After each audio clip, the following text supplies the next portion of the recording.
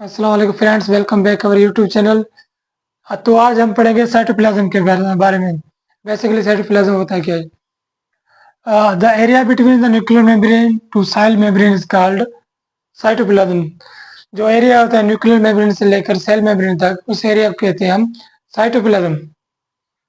In some cells, for example amoebas, cytoplasm divided into parts, ectoplasm and endoplasm.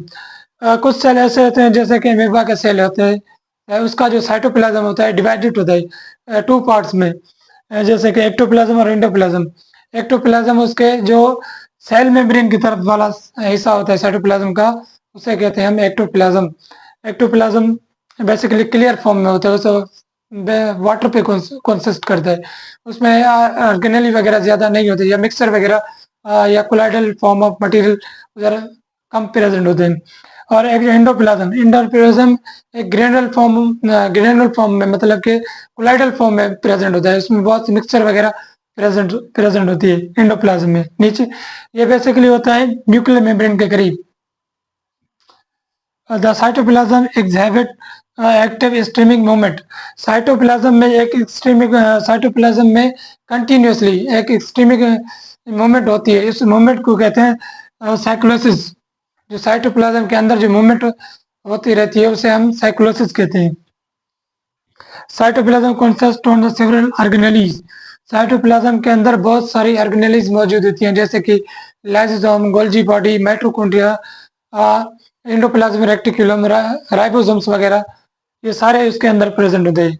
RNA भी उधर cytoplasm 90% जो RNA cell के RNA होते हैं वो साइटोप्लाज्म में होते हैं, और 10% जो आरएनए होते हैं सेल के, वो कहाँ पर प्रेजेंट होते हैं? न्यूक्लियस के अंदर मौजूद होते हैं।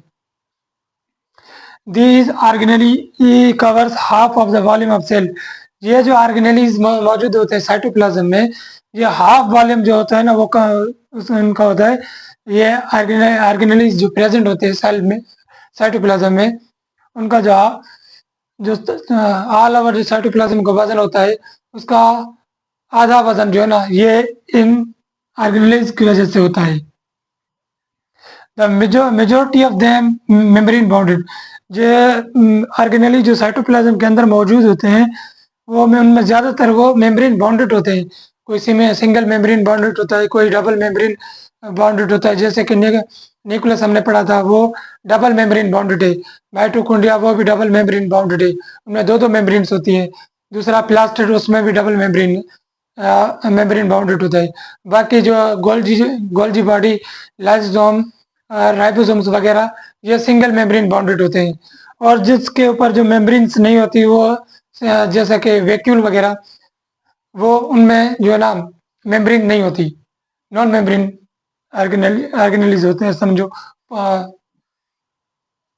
एक स्ट्रक्चर होती है सेल के अंदर। The water solution of salt, amino acid, nucleides, sugar, fatty acid, proteins, and other substance is called cytosol. जो वाटर सॉल्यूशन जो बनी हुई थी कि हमने किस चीज़ की, salt, amino acid, nuclides, sugar, fatty acid, proteins and other substance मिलकर जो वाटर सॉल्यूशन बनाते हैं, उसे हम कहते हैं साइटोसोल। साइटोसेल एक वाटरी फॉर्म ऑफ सॉल्यूशन है, जिसमें बहुत सारे इंग्रेडिएंट मिलकर वो सॉल्यूशन बनाते हैं।